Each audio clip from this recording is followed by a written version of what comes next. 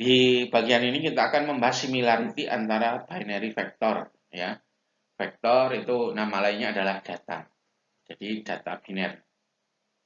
Terus yang kita gunakan adalah similarity, bukan distance.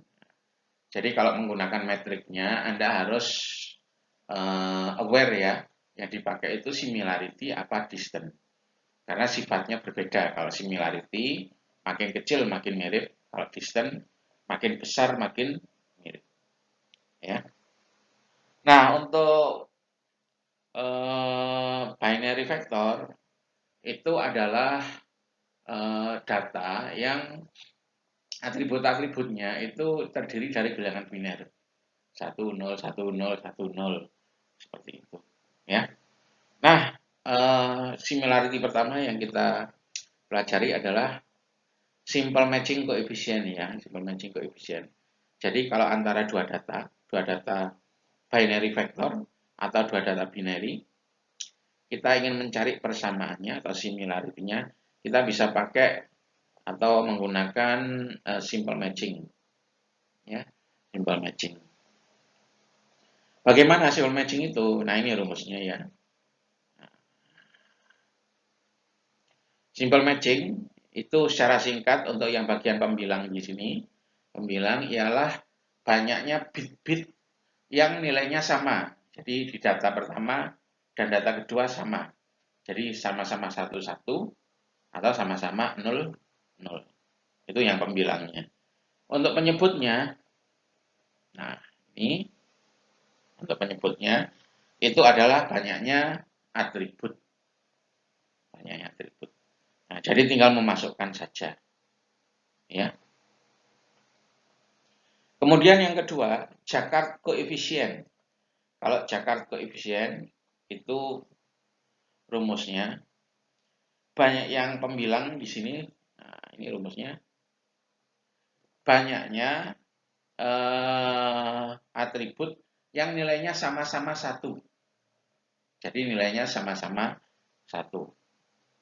Kemudian untuk yang penyebutnya ialah banyaknya atribut antara dua data tadi yang nilainya 1 0 atau 0 1 atau sama-sama 1 atau dengan kata lain bukan yang 0 0 ya. Nah, contoh ya. Contoh di sini kita mencari kemiripan antara P dan Q menggunakan simple matching maupun Jaccard ya. Anggap saja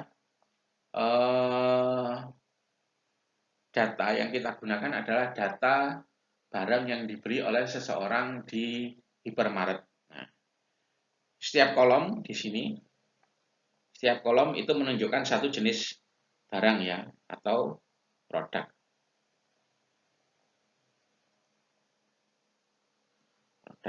Kemudian satu baris menunjukkan belanjaan untuk satu orang. Nah, untuk yang simple matching coefficient, kita cari ada berapa produk yang sama dia, yang dibeli oleh P dan I. Atau sama-sama tidak dibeli oleh P dan I di sini. Ya, kita hitung ya untuk simple matching untuk pembilangnya. Untuk pembilangnya di sini adalah 1, 2, 3, 4, 5, 6, 7. Ada 7. Kemudian penyebutnya adalah banyaknya atribut. Di sini banyaknya atributnya sama dengan banyaknya produknya 10. Sehingga simple matching koefisiennya adalah 7/10. Ya. Kemudian untuk Jaccard. Kalau Jaccard ya pembilangnya adalah atribut yang sama antara P dan Q tapi sama-sama nolnya ya. Untuk sama-sama satunya. Kalau 00 tidak dihitung.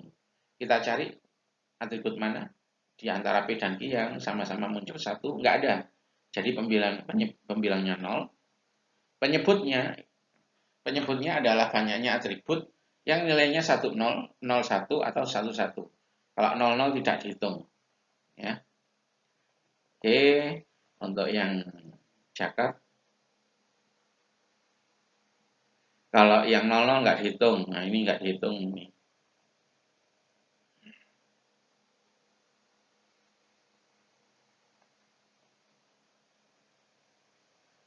Ini nggak dihitung ya. Nggak dihitung, ini juga nggak dihitung. Jadi penyebutnya di sini adalah 3. Sehingga jangkar di sini nilainya 3. Nah, di sini kita pelajari cara untuk menghitung similarity yang lain, teknik yang lain, yaitu cosin similarity. Ya. Kalau Euclidean distance, pada Euclidean distance, kalau kita mencari kemiripan atau ketidakmiripan ya, kalau distance kan ketidakmiripan atau dissimilarity antara dua titik, kita mencari panjang garis lurus yang menghubungkan antara dua data. Tetapi kalau cosin similarity, kita mencari sudut apit antara dua data. Ya. Nah, untuk cosin similarity ini sering digunakan di search engine atau pada aplikasi-aplikasi yang sifatnya information retrieval dari teks ya. Information retrieval dari teks. Nah, jadi contoh ya, kalau misalnya data 2 dimensi, ada atribut X dan atribut Y. Ya. X, Y sama-sama angka. Kalau saya plot di data space ya, atau koordinat kartesius, ini data pertama, terus ini data kedua. Ya. Kalau kita menghitung ketidakmiripan pakai Euclidean distance, itu sebenarnya yang kita hitung adalah panjang garis lurus antara X dengan Y. Atau data 1 dan data 2. Tetapi kalau cosin similarity, ingat ini similarity ya. Yang kita cari itu sudut apit antara O data 1, O data 1 ini, ya, dan O data 2. Kita cari kosinus dari sudut apitnya ini. Nah, sudut apitnya.